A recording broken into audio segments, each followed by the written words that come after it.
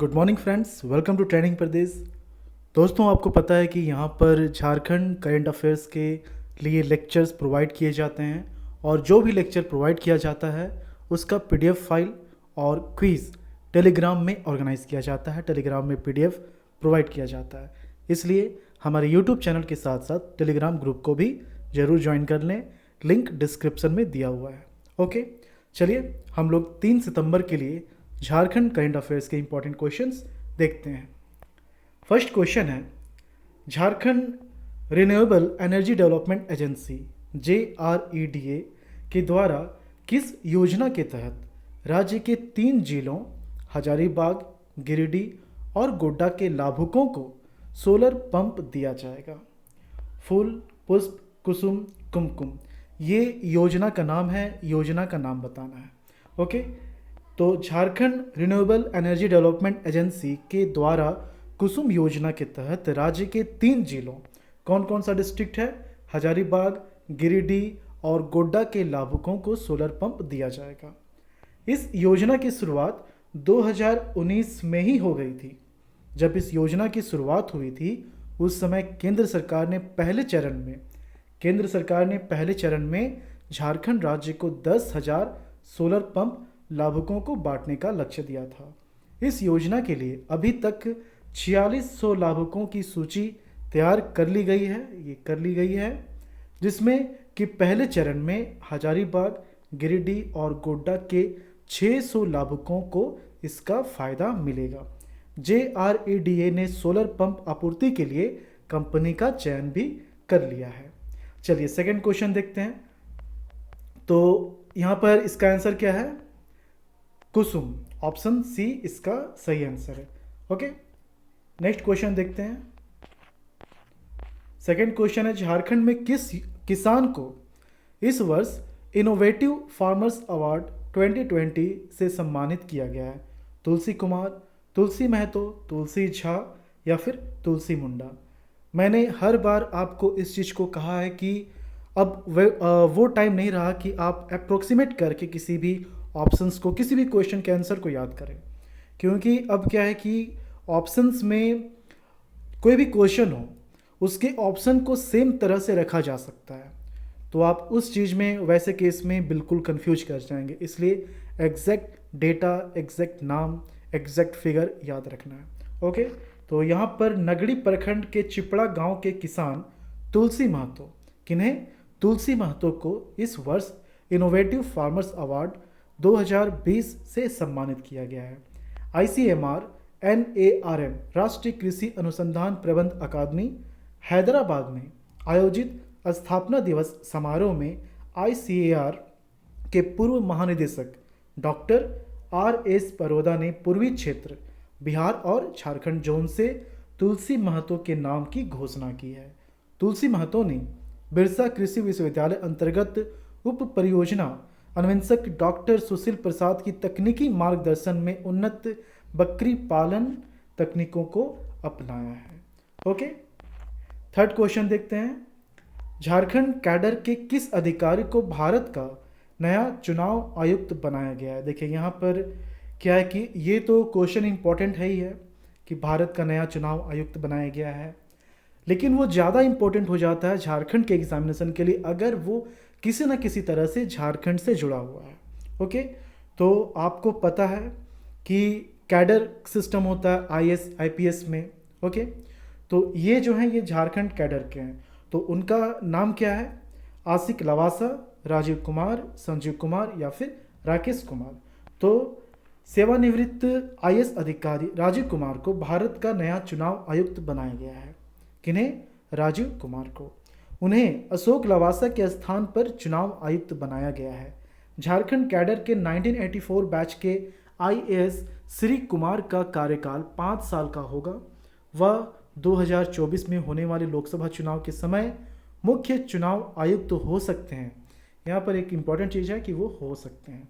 Okay, क्योंकि जो चुनाव आयुक्त होते हैं उन्हीं में से किन्हीं को मुख्य चुनाव आयुक्त नियुक्त किया जाता है। Okay, Bharat petroleum corporation limited BPCL Jharkhand में अपने पहले एलपीजी बॉटलिंग संयंत्र की स्थापना कौन से जिले में करेगा? धनबाद, पूर्वी सिंहभूम, रांची या फिर बोकारो? तो इसका आंसर क्या होगा? भारतीय पेट्रोलियम कॉरपोरेशन लिमिटेड इस वर्ष दिसंबर तक झारखंड में अपना पहला एलपीजी बॉटलिंग संयंत्र चालू करेगा। अब झारखंड में स्टार्ट करेगा, तो यहाँ पर क्वेश्चन है झारखंड के कौन से डिस्ट्रिक्ट में स्टार्ट करेगा? ओके, झारखंड के कौन से डिस्ट्रिक्ट में स्टार्ट करेगा? तो इस एलपीजी बॉटलिंग संयंत्र की शुरुआत बीपीसीएल अपने बोकारो स्थित प्लांट से शुरू करेगी। इस संयंत्र से प्रति वर्ष लगभग 42.5 लाख सिलेंडर भरे जा सकेंगे या झारखंड के सभी 24 जिलों में सेवा प्रदान करेगी। ओके, तो यहाँ पर इसका आंसर क्या हो जाएगा? Option D, Bokaro. ओके, पांचवा क्वेश्चन देखते हैं। फिफ्थ क्वेश्चन है, coffee table book 209 cobra battalion CRPF संग्राम पराक्रम विजय का विमोचन किनके द्वारा किया गया है? हेमंत सोरेन, द्रौपदी मुर्मू, रामेश्वर उरांव या फिर जगन्नाथ महतो? तो यहाँ पर इसका आंसर क्या हो जाएगा? देखिए, आंसर को पीडीएफ में इस तरह से लिखा गया है, मैंने पहले भी बताया है, अभी आपने लेक्चर देखा। देखिए, ऐसा नहीं है कि आप ये माइंड सेट कर लें कि अरे लेक्चर में जो भी बताया जा रहा है वो तो पीडीएफ में दिया हुआ है, तो हम लेक्चर क्यों देखें, डायरेक्टली पीडीएफ बाद में पढ़ लेंगे। तो ये बाद वाला काम कभी नहीं करना है। आपने ध्यान दिया होगा कि इस तरह से आप पीडीएफ कभी नहीं पढ़ पाएंगे। जब एग्जामिनेशन आएगा तो आप देखेंगे कि इस तरह से बहुत सारे पीडीएफ का कलेक्शन आपने कर लिया है। अब आप सोचेंगे कि इसका कोई सारांश, कोई शॉर्ट में नोट्स देते। तो हर दिन 5 से 10 मिनट का समय देना है, लेक्चर देखना है। लेक्चर देखने के बाद शाम को जो क्विज़ ऑर्गेनाइज किया जाता है टेलीग्राम में, उसका प्रैक्टिस करना है, उसे अटेम्प्ट करना है और बाद में जो पीडीएफ आपको मिलता है उसे रिवाइज के लिए रख लेना है। तो यहाँ पर कम से कम आप 2 बार पढ़ रहे हैं। कब? एक बार लेक्चर के दौरान, दूसरा क्वेश्चन सॉल्व करने के दौरान टेलीग्राम में जब क्विज सेशन ऑर्गेनाइज किया जाता है। तो 2 बार तो प्रैक्टिस आपका यही हो जा रहा है। जब बाद में आप पीडीएफ पढ़ेंगे तो आसानी से आप इन सब चीज़ों को रिकॉल कर लेंगे। और जहाँ तक पीडीएफ की बात है, मैंने आपको कहा है कि कोशिश कीजिए लेक्चर को देखने के साथ साथ आप अपने लैंग्वेज में नोट्स तैयार करिए, क्योंकि जो आपका नोट्स होगा उससे आपको ज़्यादा फायदा मिलेगा, जो आप पीडीएफ से पढ़ेंगे उससे कहीं ज़्यादा। ओके, चलिए। यहाँ पर द्रौपदी मुर्मू ने राजभवन के दरबार हॉल में सीआरपीएफ की कॉफ़ी टेबल बुक का विमोचन किया है। ओके, किन्होंने किया है? द्रौपदी मुर्मू ने किया है। कॉफ़ी टेबल बुक का नाम 209 कोबरा बटालियन संग्राम पराक्रम विजय रखा गया है। इस अवसर पर सीआरपीएफ के कमांडेंट सुरेंद्र भी राजभवन में मौजूद थे।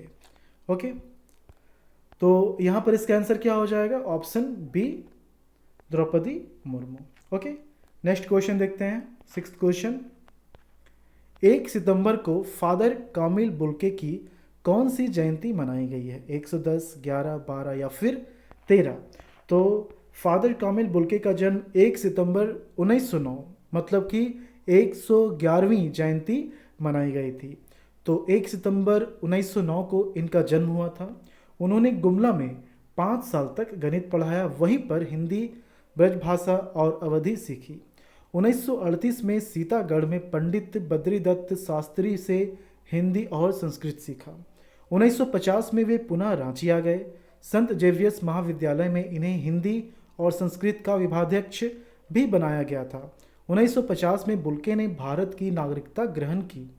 1950 में ही वे बिहार राष्ट्रीय भाषा परिषद की कार्यकारिणी की सदस्य भी नियुक्त हुए थे। इन्हें साहित्य और शिक्षा के क्षेत्र में भारत सरकार के द्वारा 1974 में पद्म भूषण से सम्मानित किया गया था। अगस्त 17, 1982 जब ये 72 वर्ष के थे तब इनकी मृत्यु हुई थी। ओके, तो यहाँ पर इस क्वेश्चन का आंसर क्या हो जाएगा? Option B, 111। देखिए, आप अगर हमारे लेक्चर से लगातार जुड़े हुए हैं, लगातार देखते हैं, तो आप जानते होंगे, मैंने आपको पहले भी इस चीज़ को बताया है कि सिर्फ क्वेश्चन का आंसर बताना इस लेक्चर का, इस चैनल का उद्देश्य नहीं है। क्वेश्चन तो बहाना है, बहुत सारे पॉइंट्स आप समझ पाएँ, जान पाएँ, यही इसका लक्ष्य है। और अगर पॉइंट्स को ही सिंपल वे में बताया जाएगा तो थोड़ा सा लेक्चर क्या होता है कि बोरिंग सा हो जाता है। इसलिए क्वेश्चन बनाया जाता है और क्वेश्चन को एक्सप्लेन करने के दौरान जितने पॉइंट्स हो सकते हैं, जितने इम्पोर्टेंट पॉइंट्स हो सकते हैं, उन पॉइंट्स को यहाँ पर रखा जाता है ताकि आप आसानी से इन सब चीज़ों को समझ पाएँ और जेएसएससी सीजीएल के प्रीलिम्स मेंस के साथ साथ जेपीएससी के प्रीलिम्स मेंस और इंटरव्यू तक की तैयारी आप आसानी से कर पाएँ। ओके, चलिए, तो ये था। आपको पता है कि हर दिन झारखंड के लिए इम्पॉर्टेंट करंट अफेयर के क्वेश्चंस या फिर पॉइंट्स अवेलेबल नहीं हो पाते हैं, उतना स्टैंडर्ड न्यूज़ नहीं बन पाता स्टेट लेवल में, इसीलिए 4 से 5 मैक्सिमम 6 या फिर 7 क्वेश्चन ही हो पाता है और इतना ही है, इतना ही पढ़ना है। अगर आप न्यूज़ देखेंगे तो इतना ही एग्जामिनेशन पॉइंट ऑफ व्यू से मिलेगा। ज़्यादा क्वेश्चन देने का मतलब है कि बस इसे लेक्चर ना बनाकर मैं एक न्यूज़ चैनल बना रहा हूँ, तो वो काम नहीं करना है। एग्जामिनेशन पॉइंट ऑफ व्यू से लेक्चर को देखना है। ओके, तो ये 3 सितंबर के लिए इंपॉर्टेंट क्वेश्चंस थे, पॉइंट्स थे। चलिए, लास्ट टाइम 2 सितंबर को जो क्वेश्चन पूछा गया था उसका आंसर हम लोग देखते हैं। क्वेश्चन था, झारखंड में इनमें से किसके उत्पाद बिक्री और खरीद पर 27 जुलाई से पूर्ण रूप से प्रतिबंध लगा दिया गया है? तो तंबाकू इसका सही आंसर है और सभी लोगों ने इसका सही आंसर दिया था। आज के लिए क्वेश्चन है आपका, आप इसका आंसर कमेंट करके बताएं। बिशप वेस्टकोट बॉयज़ स्कूल जो कि नामकुम में है, रांची, तो इसके विद्यार्थी रहे किस अधिकारी को न्यूयॉर्क का कॉन्सुलेट जनरल बनाया गया है? नवीन जायसवाल, नरेंद्र जायसवाल, रणधीर जायसवाल या फिर रणवीर जायसवाल? ओके, अपने आंसर को आप कमेंट करके बताएं। और देखिए, आप लेक्चर को लाइक करते हैं, डिसलाइक करते हैं, जो भी है आपका फीडबैक, जो भी आप फीडबैक देते हैं वही हमारे लिए काफ़ी है। आपका कमेंट, आपका लाइक, यही हमारे लिए मोटिवेशन का काम करता है। तो इसलिए सिर्फ लेक्चर देख के आप नहीं जाएं, लाइक, कमेंट, डिसलाइक जो आपको करना है, एटलीस्ट आप किसी भी तरीके से नेगेटिव पॉजिटिव जो भी हो फीडबैक अपना दें ताकि उसके अकॉर्डिंग हम अपने लेक्चर में मॉडिफिकेशन करते रहें। ओके, उम्मीद है ये लेक्चर आपको पसंद आया होगा। मिलते हैं झारखंड के अगले वीडियो में। धन्यवाद।